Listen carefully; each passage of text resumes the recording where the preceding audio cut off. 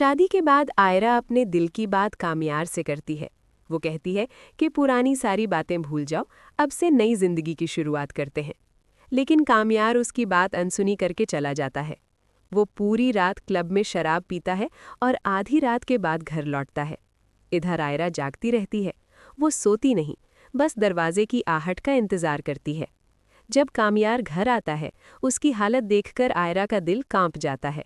वो घबराई हुई अपने जज्बात उसके सामने रख देती है। वो कहती है कि तुमने जो सज़ा देनी है मुझे दो, लेकिन खुद को सज़ा मत दो। तुम नशे में क्यों डूब रहे हो? कामयार ठंडे लहजे में कहता है कि अपने काम से काम रखो, मैं ऐसा ही हूँ, मैं किसी के लिए खुद को नहीं बदलूंगा। उनके पास एक ही हल है, उनके पास एक तरीका है। वो एरा को पूरा प्लान समझा देती है। अगले दिन शाम को एरा खुद कामयार के ऑफिस पहुंच जाती है और उसे क्लब जाने से रोक लेती है। कामयार गुस्से में कहता है कि मेरा रास्ता छोड़ दो।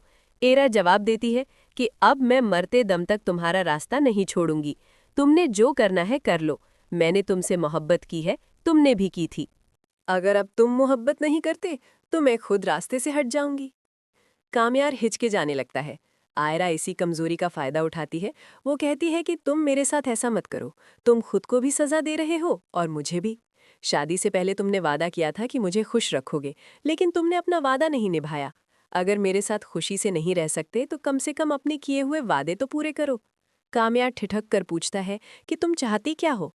आयरा कहती है कि बस मेरा ख्याल रख लो। तुम्हारी वजह से मैंने अपने बाप को नाराज किया है। मैं वहां वापस जाने के काबिल नहीं रही, और ऊपर से तुम मेरे साथ ऐसा कर रहे हो। तुम्हें मेरा एहसास तक नहीं है। इन बातों से कामयार के दिल में हलचल मच जाती है। उसके दिल में इरा के लिए रहम पैदा होता है। दबाई हुई मोहब्बत उसे अंदर से तड़पाने लगती है। वो चुपचाप इरा को अपने साथ लेकर घर चला जाता है। रात होती है। कामयार सोफे पर सोने लगता है। तभी इरा उसके सामने आकर बैठ जाती है। वो धीमी मगर मजबूत आवाज में कहती है कि आज बेड छोड़कर सोफे पर मत सो, मुझे अच्छा नहीं लग रहा। कामयार उसे देखता रह जाता है। एक पल के लिए एरा को लगता है कि कामयार के दिल में अभी एहसास बाकी है, लेकिन उसी पल कामयार सोफे से उठता है और बिना कुछ कहे कमरे से बाहर चला जाता है। ये देखकर एरा और भी टूट जाती है। उसके बाद एरा अपना हक जताना छोड़ देती है।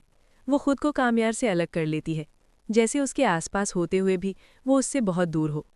सुबह कामयार ऑफिस जाने के लिए तैयार होकर कमरे में आता है, लेकिन एरा कमरे में नहीं होती। पिचकिचा जाता है और तुरंत कहता है कि नहीं, मैं तो बस यूं ही यहाँ से गुजर रहा था। उधर एरा कामयार को देखते ही भावुक हो जाती है, लेकिन कुछ नहीं कहती। इसी तरह 1-2 दिन और गुजर जाते हैं। आखिरकार कामयार खुद को रोक नहीं पाता और एरा को लेने आ ही जाता है। उस वक्त एरा उसकी दादी के पास बैठी होती है। कामयार आता है, बिना कुछ कहे उसका हाथ पकड़ता है और उसे अपने साथ ले जाने लगता है। ये सब देखकर कामयार की दादी मुस्कुराने लगती है। कमरे में पहुंचते ही एरा अपना हाथ छुड़ा लेती है और कहती है, अब क्यों आए हो मेरे पीछे? तुम्हारे दिल में तो मेरे लिए कोई एहसास ही नहीं था, नहीं कोई मोहब्बत। कामयार जवाब देता है, तुम्हें किसने कहा? अगर आज के बाद मैंने तुम्हें यहाँ से गायब होते हुए देखा ना।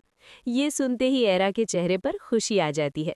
वो कहती है, अब आए ना लाइन कर।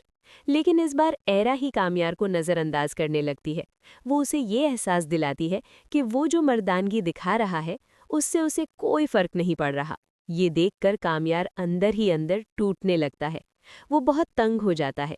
आखिरकार वो और बर्दाश्त नहीं कर पाता और अपनी जिद छोड़ देता है।